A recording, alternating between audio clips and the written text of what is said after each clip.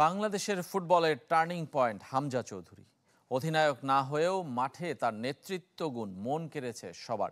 ফিনিশিংয়ের দুর্বলতা কাটাতে ফুটবলারদের চেষ্টা আর একাডেমির ফুটবলারদের তুলে আনার পরামর্শ সাবেক ফুটবলার এবং কোচ জুলফিকার মাহমুদ মিন্টুর। ঘরের মাঠে ভারতের বিপক্ষে জয়ের সম্ভাবনা জোরালো তার কণ্ঠে। উৎসবের খুশি হবে নগদে বেশি, কারণ ঘন্টায় ঘন্টায় আছে গিফট জেতার সুযোগ।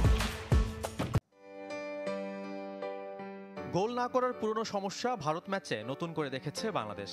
ফিনিশিংয়ে দুর্বলতা কাটাতে পারলে ফল ভিন্ন হতে পারত এশিয়ান কাপ বাছাইয়ের এই লড়াই। তবে এই সংকট কাটানোর উপায় কি? প্রশ্ন ছিল সাবেক ফুটবলার ও কোচ জুলফিকার মাহমুদ মিন্টুর কাছে।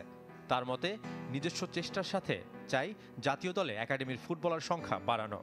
আমরা আসলে তো প্লেয়ার তো তৈরি করছি না, আসলে আমাদের তো প্লেয়ারদেরকে এই সমস্ত জিনিসগুলো তৈরি করতে হয়। কোথা থেকে তৈরি করবো আমরা? একাডেমিতে, ইয়ুথ লেভেলে।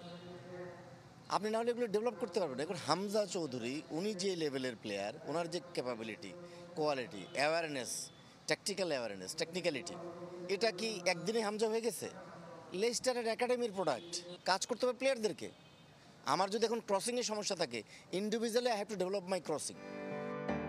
ফিনিশিংয়ে দুর্বলতা থাকলেও দলে হামজা চৌধুরীর অন্তর্ভুক্তি আশা দেখাচ্ছে তাকে। ভারতের বিপক্ষে মাঠে তার আধিপত্য মন কেড়েছে। অনেকদিন পরে বাংলাদেশ দলে একজন ট্রু লিডার দেখতে পেলাম।